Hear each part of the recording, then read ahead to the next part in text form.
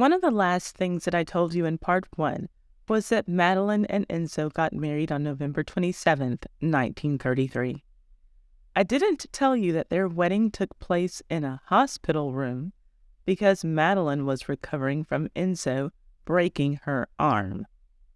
I'll tell you about that today. This video is a part 2 of our story about the third marriage of Madeleine Astor, the widow of Titanic's richest passenger, Jacob Astor. Her third husband was Italian boxer Enzo Fiermonte. He was 15 years younger than she and into her for her money. If you haven't already seen part 1, you probably should.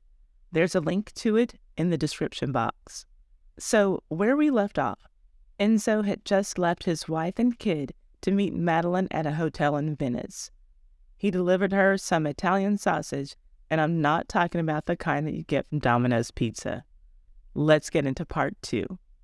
But first, if you like these videos about the most scandalous people from yesteryear who make Ty's Hot Mess History a time capsule for the culture, subscribe and hit the notification bell so that you can know every time that I upload one of these videos or every time that I live stream, and hit that like button to support this video.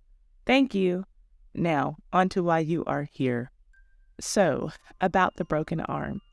From the first time that Madeleine slept with Enzo on the Vulcania cruise ship, she was obsessed with him and she had to have him. He was her possession, and she paid for him to travel to all of her homes and luxury rentals all over the world. She was proud to call Enzo hers. In the winter of 1933, she rented a 15-room mansion in Palm Beach, and Enzo came there too. So did her son, Jacob, and her doctor. Now, at this time, her son was 20, and he didn't hold back his opinions. He didn't like his mother being with Enzo, and he made it clear. So did the doctor. There were so many 2-on-1 arguments that eventually Enzo got fed up and left to go back to New York. But guess who left Florida to go find him? Yes, Madeleine had her chauffeur pull up to Enzo's gym where she retrieved her possession. He said that he saw the window of her car roll down and a white glove came out of that window and signaled for him to come hither, and he did. As much as he admitted to not wanting to be with Madeleine, he also admitted that often he would play right into when she would chase him down. He said that he happily left his gym and went back to her New York home with her. The happiness between the two of them never lasted for long. They always argued about whether or not they should even be together, and he was always the one who thought that they should end it. He would leave or threaten to leave, then she would throw a few $1,000s his way or buy him something expensive, and then he would get happy for a few days and stay. Then the cycle would start all over again. Madeleine kept pressing him to get a divorce. Yes, even at this point they were both still married. Her plan was to have Enzo get a divorce, then she could pay a sum of $10,000 to Enzo's little boy back home in Italy, Gianni, and for the low price of $10,000, she could then have Enzo all to herself. So, even though, as this story progresses, it will be very clear to see that Enzo was horrible to her, Madeleine certainly had a part to play in this farce of a marriage, and she was not innocent. How selfish can a woman be? A mother at that, who was totally comfortable with the idea of giving a boy money, which was chump change to her, in the place of his father. She really didn't care about Enzo's wife and child, or about Enzo being a part of his child's life. Now, clearly, at some point, Enzo didn't care either, and I don't expect for her to care more about his family than he did. But I do find it odd, to say the least, when I see women who like being in romantic relationships with men who don't take care of their children. It's even worse when they support the bad behavior. Anyway, she told Enzo to write home to his wife and ask for a divorce. His wife, Tosca, wrote back and said she would never give him a divorce. She fought for him till the end. Her part in this gets crazier. But eventually, Tosca caved, That $10,000 wasn't a lot to Madeleine, but Tosca, according to several news outlets, was from, quote, peasant stock. And that $10,000 was a life-changing amount of money for someone like her. Adjusted for inflation, it had the buying power that $230,000 has today in 2023. So she agreed to take the money, but she still wanted her husband. A celebrity gossip reporter named Elsa Maxwell caught wind of the transaction and wrote, quote, John Jacob Astor's widow finally used part of her fortune to buy herself an Italian boxer for a husband, end quote. That reporter only wrote what everybody was thinking. She was paying to keep that young Italian man in her presence. Now, you can imagine that was a blow to Madeleine and Enzo. She looked like a desperate fool, and he was a loser who needed a woman to pay his way in life. In July of 1933, Madeleine's divorce was finalized. She celebrated by taking Enzo to Lake Tahoe and throwing her wedding ring into the lake. That part of her story disgusted me because the value of that ring could have done some good for someone somewhere. But I digress. Every move that Madeleine made was printed in the newspapers, and her divorce was no exception. But now, the divorce news was old. All of the reporters wanted to know when she was going to marry the young Italian boxer. Madeleine was used to the press following her for stories and quotes and photos. Enzo wasn't, and he didn't know how to handle it. When members of the press started swarming him and asking when he and Madeleine Astor were going to get married, he tried to play it off like he didn't know her very well. Astor? I hardly know her. Well, he really could not handle the pressure, so he told Madeleine once again that he was going to leave her, and he did. Again. This time, she hired private detectives to track him down so that she could go to him and bring him back. But even after she found him, he stuck to his guns. He told a reporter that he would never marry her because she's too old. He knew that Madeleine would see that, and he thought that it might make her leave him alone for good. It didn't. Madeleine had an attorney call Enzo to let him know that his wife, in Italy, agreed to the divorce settlement terms. So now he was free to marry Madeleine. Yay! He admitted that he challenged himself and questioned himself on what his attraction was to Madeleine, and he knew and told himself that it was her money. So when he finished his business with the attorney, he went to meet Madeleine in Bermuda to tell her that he was going to go to London to continue his boxing career. Again, he told her that he was going to leave her. He told her that she needed to marry a man from her own social class. And a lot of people would say that that was the reasonable and right thing for him to do and say.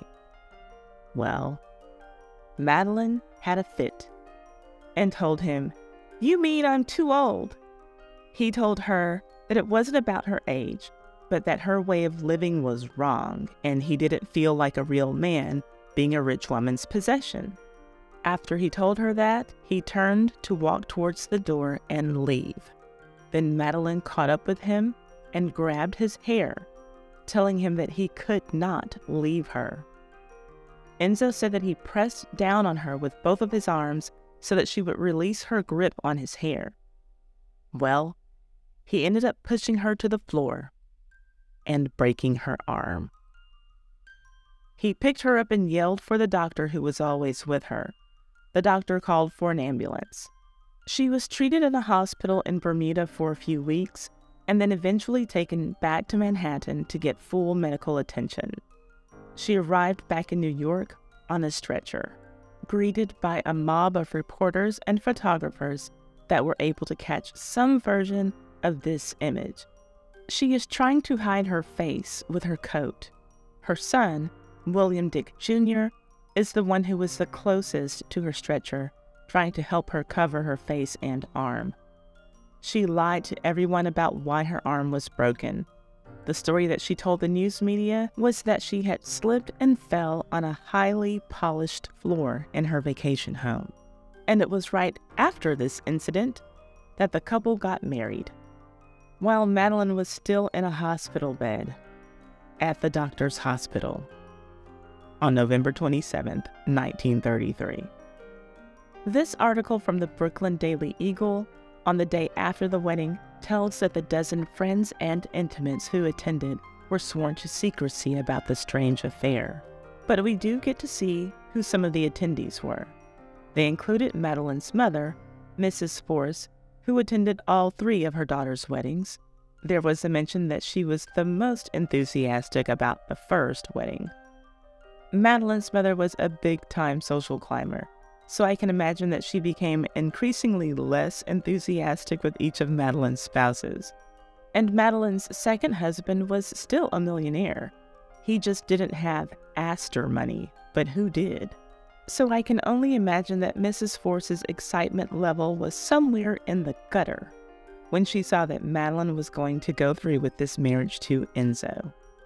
But back to the happy day. Madeleine's 3 sons all attended as well. But let's be clear, this was the wedding that no one wanted, except for Madeleine, not even Enzo. Just because her sons were there didn't mean that they approved. Even Vincent Astor, her stepson from John Jacob Astor's first marriage, did his part to keep Enzo away from Madeleine. In the same wedding article, it's mentioned that Enzo couldn't get to Madeleine at first while she was in Bermuda. Well, that was Vincent's doing.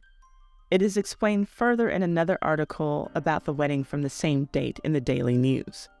It explains that after Enzo's divorce was finalized, Madeleine put $5,000 in the bank for him, another one of her little treats for him and a thank you gift for going through with his divorce. Then he headed to meet her in Bermuda. But Vincent Astor, who had a lot of influence on the island, decided that Enzo shouldn't be allowed entry onto the island, so he wasn't, until Vincent changed his mind and allowed it. Vincent was the one with the real connections and way more money than John Jacob Astor, the Titanic baby. You might recall that John Jacob Astor left a $3 million trust for the John Jacob who Madeleine was pregnant with on the Titanic. That money was more than enough to make him rich in those times, but it was a lot less than his half-brother Vincent received from their father's will. And that was something that little John Jacob never seemed to get over. Well, that is day 1 of their marriage, and it only gets worse from here. I have a lot more of their story to tell, and I'll get back to you with part 3 soon. I have completed the research, and I don't know how many parts there will be to this story. Whenever I get to the last part, I will list the sources on that video. Until then, Madeleine Force Astor Dick Fiermonte was not the only woman in history to have been a fool for love. She won't be the last. Someone who could have related to her was Betty Lou Williams. She was a 1940s and 50s circus freak show performer called the Four-Legged Woman, who gave a lot of her money to a man who she thought loved her. I published a video about her that you can see here. I actually published 2 videos about her, and I will leave links to both of those videos in the description box.